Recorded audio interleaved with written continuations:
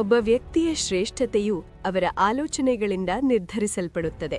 Napoleon hill ತನ್ನ ಪ್ರಸಿದ್ಧ ಪುಸ್ತಕ ಥಿಂಕ್ ಆ್ಯಂಡ್ ಗ್ರೋ ರಿಚ್ನಲ್ಲಿ ಒಂದು ಶಕ್ತಿಯುತ ಮಾತನ್ನು ಹೇಳಿದ್ದಾರೆ. ನೀವು ಹೇಗೆ ಯೋಚಿಸುತ್ತೀರೋ ಹಾಗೆಯೇ ಆಗುತ್ತೀರಿ. ಆದರೆ ಇದು ನಿಜವಾಗಿದ್ದರೆ ಅನೇಕ ಜನರು ಯಶಸ್ವಿಯಾಗಲು ಏಕೆ ಹೋರಾಡುತ್ತಾರೆ? ಅವರು ತಮ್ಮ ಭವಿಷ್ಯದ ಬಗ್ಗೆ ಯೋಚಿಸುವುದಿಲ್ಲವೇ, ಅಥವಾ ಅವರ ಸ್ವಂತ ಸಾಮರ್ಥ್ಯವನ್ನು ಅವರು ಕಾಣಲಾರರೆ?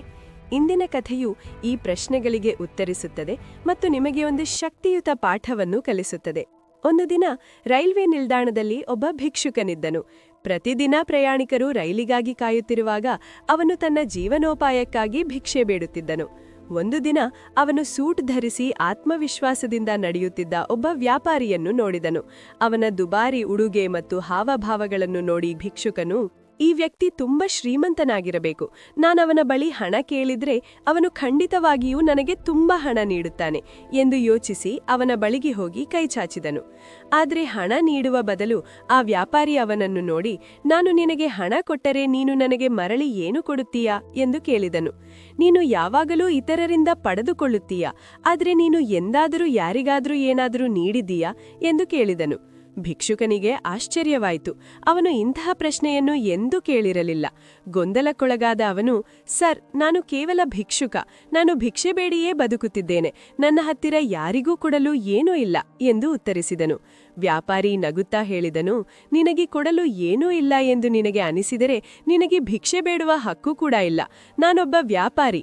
ನಾನು ಗಿವ್ ಅಂಡ್ ಟೇಕ್ ಪಾಲಿಸಿಯಲ್ಲಿ ನಂಬಿಕೆ ಇಟ್ಟವನು. ನೀನು ನನಗೆ ಏನಾದರೂ ನೀಡಲು ಸಾಧ್ಯವಾದರೆ ನಾನು ನಿನಗೆ ಬದಲಾಗಿ ಏನಾದರೂ ನೀಡಬಲ್ಲೆ. ಆದರೆ ನಿನ್ನ ಬಳಿ ನೀಡಲು ಏನೂ ಇಲ್ಲದಿದ್ದರೆ ನನ್ನ ಬಳಿ ನಿನಗಾಗಿ ಏನೂ ಇಲ್ಲ. ಹೀಗೆ ಹೇಳಿ ವ್ಯಾಪಾರಿ ರೈಲು ಹತ್ತಿದನು. ಭಿಕ್ಷುಕನು ಆಘಾತದಲ್ಲಿ ಅಲ್ಲಿಯೇ ನಿಂತನು. ವ್ಯಾಪಾರಿಯ ಮಾತುಗಳು ಅವನ ಮನಸ್ಸಿನಲ್ಲಿ ಪ್ರತಿಧ್ವನಿಸಿದವು. ನಾನು ಇಷ್ಟು ದಿನದಿಂದ ಭಿಕ್ಷೆ ಬೇಡುತ್ತಿದ್ದೇನೆ, ಆದರೆ ಯಾರೂ ನನ್ನೊಂದಿಗೆ ಹೀಗೆ ಮಾತನಾಡಿರಲಿಲ್ಲ. ಆದರೂ ಅವರು ಅಸಭ್ಯವಾಗಿ ವರ್ತಿಸಲಿಲ್ಲ. ಅವರು ಸತ್ಯವನ್ನೇ ಹೇಳಿದರು. ನಾನು ಏನನ್ನೂ ನೀಡಲು ಸಾಧ್ಯವಾಗದಿದ್ದರೆ ಜನರು ನನಗೆ ಏಕೆ ನೀಡಬೇಕು?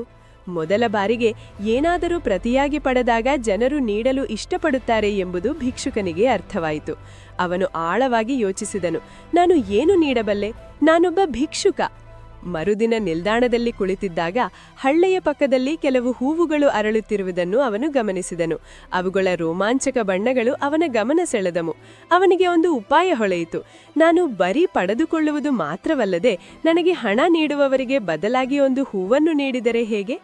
ದೃಢ ಸಂಕಲ್ಪದೊಂದಿಗೆ ಅವನು ಕೆಲವು ಹೂವುಗಳನ್ನು ಸಂಗ್ರಹಿಸಿದನು ಮತ್ತು ತನ್ನ ಜಾಗಕ್ಕೆ ಮರಳಿದನು. ಯಾರಾದರೂ ಅವನಿಗೆ ಹಣ ನೀಡಿದಾಗ ಅವನು ನಗುತ್ತಾ ಅವರಿಗೆ ಪ್ರತಿಯಾಗಿ ಒಂದು ಹೂವನ್ನು ನೀಡುತ್ತಿದ್ದನು. ಆಶ್ಚರ್ಯಕರವಾಗಿ ಜನರು ಹೂವುಗಳನ್ನು ಸ್ವೀಕರಿಸಲು ತುಂಬಾ ಸಂತೋಷಪಟ್ಟರು ಮತ್ತು ಕೆಲವರು ನಗುತ್ತಾ ಅವನಿಗೆ ಧನ್ಯವಾದ ಅರ್ಪಿಸಿದರು. ದಿನಗಳು ಕಳೆದಂತೆ ಒಂದು ಪಮರಾಧ ನಡೆಯಿತು. ಹೆಚ್ಚು ಜನರು ಅವನಿಗೆ ಹಣ ನೀಡಲು ಪ್ರಾರಂಭಿಸಿದರು. ಆದರೆ ಭಿಕ್ಷುಕನು ಒಂದು ವಿಷಯ ಗಮನಿಸಿದನು. ಅವನ ಬಳಿ ಹೂವುಗಳಿರುವವರೆಗೂ ಜನರು ಉದಾರವಾಗಿ ಹಣ ನೀಡುತ್ತಿದ್ದರು. ಹೂವುಗಳು ಖಾಲಿಯಾದಾಗ ನೀಡುವ ಹಣವು ಕಡಿಮೆಯಾಗುತ್ತಿತ್ತು. ಅವನಿಗೆ ಸತ್ಯ ಅರ್ಥವಾಯಿತು. ಜನರು ತಮಗೆ ಏನಾದರೂ ಪ್ರತಿಯಾಗಿ ಸಿಕ್ಕಾಗ ನೀಡಲು ಇಷ್ಟಪಡುತ್ತಾರೆ. ಒಂದು ದಿನ ಹೂವುಗಳನ್ನು ಮಾರುತ್ತಿರುವಾಗ ಅವನು ಅದೇ ವ್ಯಾಪಾರಿಯನ್ನು ಮತ್ತೆ ನೋಡಿದನು.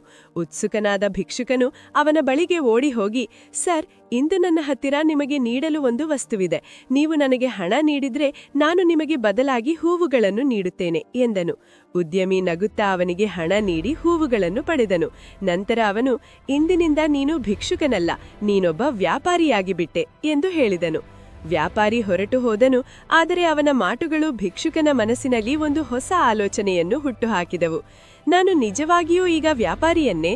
ಸಾಕಷ್ಟು ಆಲೋಚನೆ ನಂತರ ಅವನಿಗೆ ಅರಿವಾಯಿತು, ನನಗೀಗ ಯಶಸ್ಸಿನ ರಹಸ್ಯ ತಿಳಿದಿದೆ. ಜನರು ನನಗೆ ಕೇವಲ ದಾನ ನೀಡುತ್ತಿಲ್ಲ, ಅವರು ನಾನು ನೀಡುವ ಹೂವುಗಳಿಗೆ ಬೆಲೆ ನೀಡುತ್ತಿದ್ದಾರೆ. ನನಗೊಂದು ವ್ಯಾಪಾರ ಇದೆ. ಈ ಹೊಸ ಆತ್ಮವಿಶ್ವಾಸದೊಂದಿಗೆ ಅವನೊಂದು ಧೀಟ ನಿರ್ಧಾರವನ್ನು ತೆಗೆದುಕೊಂಡು ಅಂದೇ ರೈಲ್ವೆ ನಿಲ್ದಾಣವನ್ನು ತೊರೆದನು. ಮತ್ತೆಂದೂ ಭಿಕ್ಷುಕನಾಗಿ ಹಿಂತಿರುಗಲಿಲ್ಲ. 6 ತಿಂಗಳ ನಂತರ ಅದೇ ನಿಲ್ದಾಣದಲ್ಲಿ ಚೆನ್ನಾಗಿ ಉಡುಗೆ ಧರಿಸಿದ 2 ವ್ಯಕ್ತಿಗಳು ಭೇಟಿಯಾದರು. ಒಬ್ಬ ವ್ಯಕ್ತಿ ಕುತೂಹಲದಿಂದ ಇನ್ನೊಬ್ಬ ವ್ಯಕ್ತಿಯನ್ನು ನೋಡಿ, ನೀವು ನನಗೆ ಪರಿಚಯವೇ ಎಂದು ಕೇಳಿದನು. ಎರಡನೇ ವ್ಯಕ್ತಿ ನಗುತ್ತಾ ಹೇಳಿದನು, ಹೌದು, ನಾವು ಇದಕ್ಕಿಂತ ಮುಂಚೆ 2 ಬಾರಿ ಇದೇ ರೈಲ್ವೆ ನಿಲ್ದಾಣದಲ್ಲಿ ಭೇಟಿಯಾಗಿದ್ದೇವೆ. ಮೊದಲ ವ್ಯಕ್ತಿ ಸ್ವಲ್ಪ ಸಮಯ ಯೋಚಿಸಿದನು. ನಂತರ ಅವನ ಕಣ್ಣುಗಳು ಆಶ್ಚರ್ಯದಿಂದ ಅರಳಿದವು. ತಡೆಯಿರಿ, ನೀವು ಆ ಭಿಕ್ಷುಕನೇ, ನಾನು ಹಣ ನೀಡಲು ನಿರಾಕರಿಸಿದ ಮತ್ತು ನಂತರ ಹೂವುಗಳನ್ನು ಖರೀದಿಸಿದ ವ್ಯಕ್ತಿ ನೀವೇ ತಾನೇ? ಎರಡನೇ ವ್ಯಕ್ತಿ ನಗುತ್ತಾ ಹೇಳಿದನು, ಹೌದು, ಅದು ನಾನೇ. ಆದರೆ ಇಂದು ನಾನು ಭಿಕ್ಷುಕನಲ್ಲ, ನಾನು ಯಶಸ್ವಿ ಹೂವಿನ ವ್ಯಾಪಾರವನ್ನು ನಡೆಸುತ್ತಿದ್ದೇನೆ ಮತ್ತು ಅದನ್ನು ವಿಸ್ತರಿಸಲು ಪ್ರಯಾಣಿಸುತ್ತಿದ್ದೇನೆ. ವ್ಯಾಪಾರಿ ಆಶ್ಚರ್ಯಚಕಿತನಾದನು. ನನಗೆ ನಂಬಲು ಸಾಧ್ಯವಾಗುತ್ತಿಲ್ಲ, ಏನು ಬದಲಾಯಿತು? ಅದಕ್ಕೆ ಹೂವಿನ ವ್ಯಾಪಾರಿ ಉತ್ತರಿಸಿದನು, ನೀವು ನನಗೆ ಜೀವನದ ಶ್ರೇಷ್ಠ ಸತ್ಯವನ್ನು ಕಲಿಸಿದರಿ. ನಾವು ನೀಡಿದಾಗ ಮಾತ್ರ ನಾವು ಪಡೆಯುತ್ತೇವೆ. ಅಂದು ನಾನು ಎಂದೂ ಭಿಕ್ಷುಕನಲ್ಲ, ನಾನು ಯಾವಾಗಲೂ ಉದ್ಯಮಿಯೇ ಆಗಿದ್ದೇನೆ ಎಂದು ನನಗೆ ಅರಿವಾಯಿತು. ನಾನು ಕೇವಲ ನನ್ನನ್ನು ಆ ರೀತಿಯಲ್ಲಿ ನೋಡಲು ಕಲಿಯಬೇಕಾಗಿತ್ತಷ್ಟೇ. ಅವರಿಬ್ಬರೂ ಮತ್ತೆ ಶೇಕ್ ಹ್ಯಾಂಡ್ ಮಾಡಿ ತಮ್ಮ ಭವಿಷ್ಯದತ್ತ ತಮ್ಮ ರೈಲುಗಳನ್ನು ಹತ್ತಿದರು. ಈ ಕಥೆಯ ನೀತಿ: ನಮ್ಮ ಜೀವನವು ನಾವು ನಮ್ಮನ್ನು ಹೇಗೆ ನೋಡಿಕೊಳ್ಳುತ್ತೇವೆ ಎಂಬುದರ ಮೇಲೆ ರೂಪಿಸಲ್ಪಡುತ್ತದೆ. ನೀವು ನಿಮ್ಮನ್ನು ಸಣ್ಣವರೆಂದು ನಂಬಿದರೆ ನೀವು ಸಣ್ಣವರಾಗಿಯೇ ಉಳಿಯುತ್ತೀರಿ. ಆದರೆ ನಿಮ್ಮ ಸಾಮರ್ಥ್ಯವನ್ನು ನೀವು ಗುರುತಿಸಿದರೆ ನೀವು ಶ್ರೇಷ್ಠತೆಯನ್ನು ಸಾಧಿಸಬಹುದು. ನಿಮ್ಮನ್ನು ಎಂದಿಗೂ ಮಿತಿಗೊಳಿಸಬೇಡಿ, ಏಕೆಂದರೆ ನಿಮ್ಮ ಆಲೋಚನೆಗಳು ಬದಲಾದಾಗ ನಿಮ್ಮ ಭವಿಷ್ಯವೂ ಬದಲಾಗುತ್ತದೆ. ಯಶಸ್ಸು ಬಹುಶಃ ಕೇವಲ ಸಹಾಯ ಕೇಳುವುದಕ್ಕಿಂತ ಹೆಚ್ಚಾಗಿ ಇತರರಿಗೆ ಮೌಲ್ಯ ಒದಗಿಸುವುದರಿಂದ ಬರುತ್ತದೆ. ನಿಮ್ಮ ಜೀವನವನ್ನು ಬದಲಾಯಿಸಲು ಮೊದಲು ನೀವು ನಿಮಗೆ ನೀವೇ ಕೊಟ್ಟಿರುವ ಲೇಬಲ್ಗಳನ್ನು ಬದಲಾಯಿಸಿಕೊಳ್ಳಬೇಕು.